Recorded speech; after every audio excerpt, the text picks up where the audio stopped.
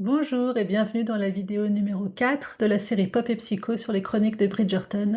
On débute aujourd'hui la partie 2, on parle des couples, et notamment des couples comme miroir du désir, et on commence avec Simon et Daphné. Donc chez eux deux, tout semble d'abord se jouer dans la retenue, il y a des gestes, des regards suspendus, des promesses qui sont murmurées, mais derrière cette pudeur, il y a quand même quelque chose de bien plus profond, qui est de l'ordre de l'individu, c'est une lutte avec le corps lui-même. Si on parle de Simon, Simon, il incarne l'enfant traumatisé. Il a appris qu'il était seul au monde et en danger.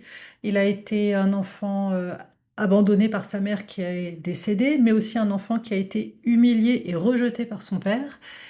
Il a appris à se protéger lui-même en coupant le lien, en rejetant tout ce qui pourrait le rendre dépendant à quelqu'un d'autre ou à autre chose, y compris l'amour. Chez lui, le corps, c'est vraiment un lieu de honte, honte du désir et honte d'exister dans le regard de l'autre, honte et peur. Daphné, de son côté, elle découvre le corps à l'ombre des convenances grâce à Simon. Elle a grandi dans un cocon aimant, elle a appris la vertu, la bienséance, mais elle n'a jamais appris à considérer son corps comme son propre véhicule pour la vie. Son corps doit être beau, il doit être en bonne santé pour permettre un bon mariage et pour pouvoir porter des enfants. Point. En fait, elle est innocente, mais ce n'est pas une innocence par pureté, c'est juste une ignorance qui lui a été imposée.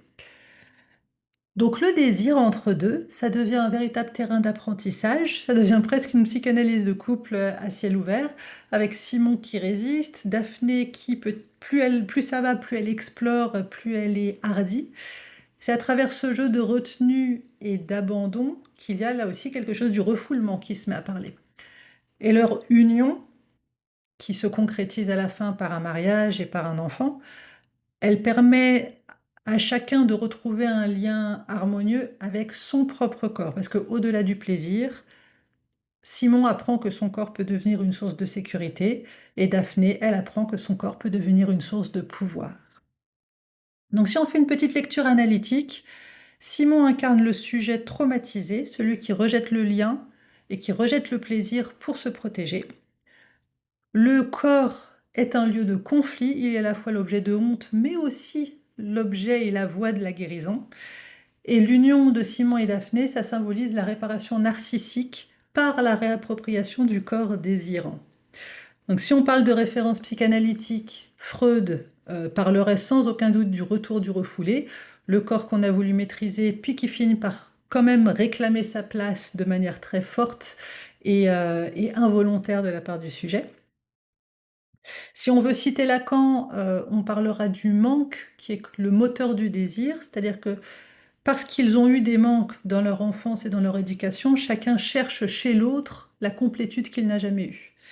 Et puis on peut aussi parler de Ferenczi, qui sans aucun doute reconnaîtrait ici la trace du traumatisme, le fait qu'on ne souhaite pas être touché parce qu'on a été blessé et parce qu'on a honte d'avoir été blessé. Voilà pour aujourd'hui. Dans la prochaine vidéo, on parlera du couple Anthony et Kate et on parlera de leurs désirs et de leur rapport au contrôle. Donc la vidéo numéro 5 est à retrouver ici demain à 20 h. Je vous souhaite une bonne fin de journée. Bye bye.